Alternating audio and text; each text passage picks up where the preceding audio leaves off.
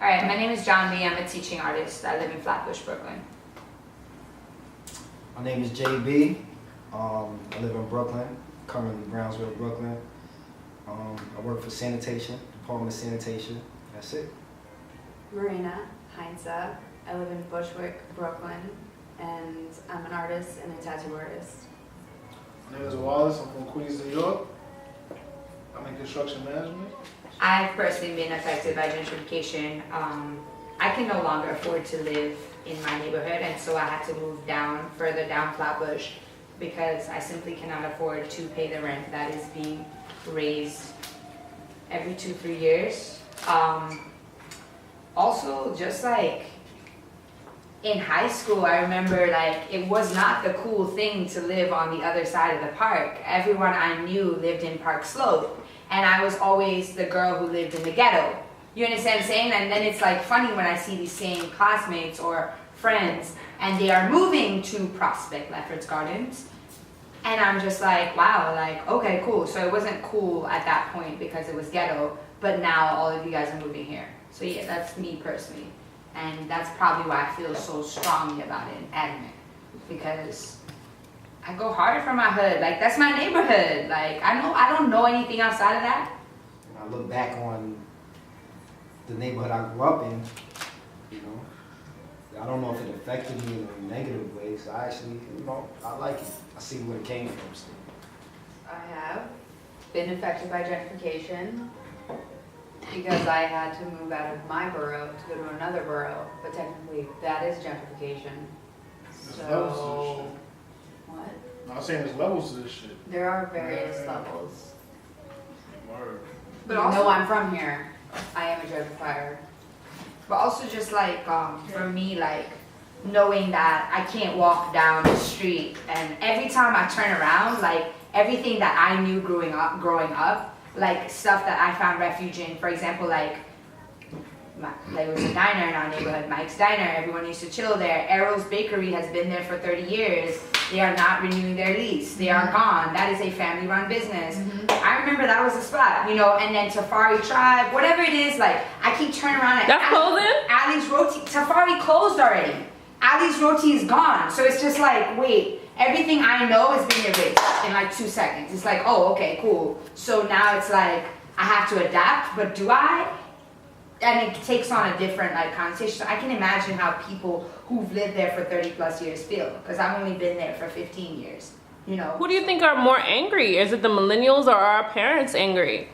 I mean, personally, my mom isn't complaining at all. Yeah. Yeah, I think my it's people Does not your mom complaining. own? That's a good. No, she's a renter, but she'll just complain about the rent. She don't care about anybody moving into the neighborhood or the new. She lived in Crown Heights, which is like probably one of the first places Yeah, that had that's it. gentrified. But she's not complaining at all. She's only complaining that her rent is going up, and that is it. Well, yeah, I mean, I think our parents have become a little bit complacent when it comes to gentrification, and they feel like, I know my stepmom always says, oh, it's inflation, honey, like you're upset. So I think to answer that question, millennials are more upset than our parents. What about if your parents have already developed an economic staple in their community, so gentrification doesn't bother them? For instance, like my uncle, me and him went to a Bill de Blasio town hall meeting in Springfield Gardens, Queens, which is Community Board 12. did you say Queens? Yeah, which is a part of which is the 5th Congress, which the part I live in is the 5th Congressional District. So when we were out there was a lot of people complaining about gentrification at the town hall meeting, and the whole thing what my uncle was saying is saying that don't bother me. I've already developed my economic staple in this community. That doesn't bother me. If the faces of the people change, that's nothing to me. Like, I'm not going anywhere. There's some people that have already made their staple economically in that community where it's really not bothering them. What do you Now- mean by that? Can you explain what that that's means? cool. What is Well, that? how do you make your claim yeah, that? I've started a business, meaning I've started a business. Not only do I own that business, I own the building that business is in. But you I don't own the block. land. Yes, you do. I own the land. I can't. My grandfather owns the land. Someone The land in New York. Land. If The you land. If you must know, my grandfather owns a barbershop. He owns the business, but he also owns that lot. Okay. Well, So technically, people- when you people- own lots. So So people basically rent from him. Well, yeah. He bought his house. He already owns a house. He pays tax on the house. Right. My He owns uncle, a lot. my uncle also owns a house. He also just pays tax on it. I was growing up. There's certain things I didn't have to deal with that I have to deal with now because those same laws that they have from wherever they're moving from are now affecting my community, and I don't like it. Cultural. So you don't like that the That's not my culture. those being Who your neighbors gentrified, are. the lower income people Yeah. are coming into your neighborhood. And No, that's not what I said. Higher I don't like the fact that they don't have coof. You can basically mean like you have morals, that you have class about yourself. Yeah, whatever, coof. Who gentrifies? Race? Is there a specific race, income, or nationality? Age? Is it us millennials? Historically, I feel that gentrifiers are like the artists. That's probably why I carry around a lot of guilt. But that's what they have said. Like artists come into dilapidated areas and they make homes there because the rent is cheap or whatever. The question is like, what race are those artists? That's a question to think about. What were all the questions? Well, Age. I guess- Age, so how old they how old are, are they? specific probably race, young. income. Are they nationality, millennials and yeah. how much do they make? Not a lot, because they're trying to Sorry. find cheap rent. What's the other one? Age. So Age. But real See a lot of quick. artists in my So for the neighborhood. people who talk about like people who are moving in, we also have to remember that these people they have roommates. So Yeah, a place that's like like the age, like millennials is the roommate age. Right. Which is something to think about. so a place like this, even though it may Where's New be York? hyped up in rent, it's a 2-bedroom, but 4 people may fit in Oh, here. yeah. Yeah, that's So- what a lot of people are doing. So too. are they really rich like we think they are? That they're able to Yeah. afford this rent, or are they just packing a few people in here? Because you can't find a 1-bedroom in New York anymore. Well, I No, I but also, I mean, they With another person. they are selective of renters as well. It's That's not- what I'm saying. So in a 1-bedroom, for example, I know in Prospect Rapids Gardens, it could be a 1-bedroom, but there are like 6 people in there. Right? No fucking way. Yeah, I'm serious. It's like Why would you do also that? even lofts. A lot of them do it in Bushwick yeah. and Williamsburg, where there's like 6, 7, 8 of them in a loft, and they separate it. Curtains and. Or they build like they build partitions. wood Or they- things that you live I on. see what we're labeled. So there are ways of doing this. Yeah. But from what I've experienced, it's mostly, like you said, it is artists, but like, even to get that space, it's not usually a black person, it's usually a white person getting that space. You understand what I'm saying? On the lease, I mean, personally, like now, even like I was looking at like the criteria to move into like, for example, patio gardens, like you gotta make like 80 times the like rent or something crazy like that. It's like, and your credit and like, it's just like, there's so many things that have to go into it. I'm not saying that it's just white people gentrifying, of course not, but there are levels to the renter situation. You bottom understand what I'm line, saying? cash is king.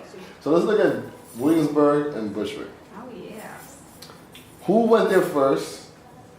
What The they did Dutch. to the neighborhood, and then what it became once people were like, oh, this is a cool neighborhood. Native Americans.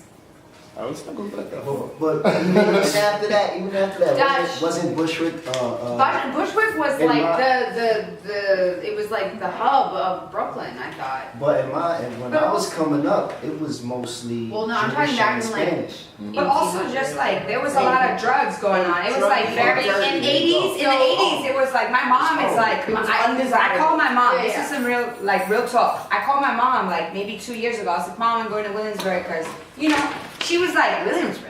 She was like Be the careful. drug like central like what's happening like it was like and she told me like and I was like wait are you serious? So like it was like run down and like crazy and just like a lot of drugs infested there and then Out of that. Do we know why Williamsburg was the I mean, first? it's prime location. It's It's the right off the closest. bridge. It's right You know what I at the mean? first It's very, stop. it's a Very first stop. stop. Let's get It's started. very close to Manhattan.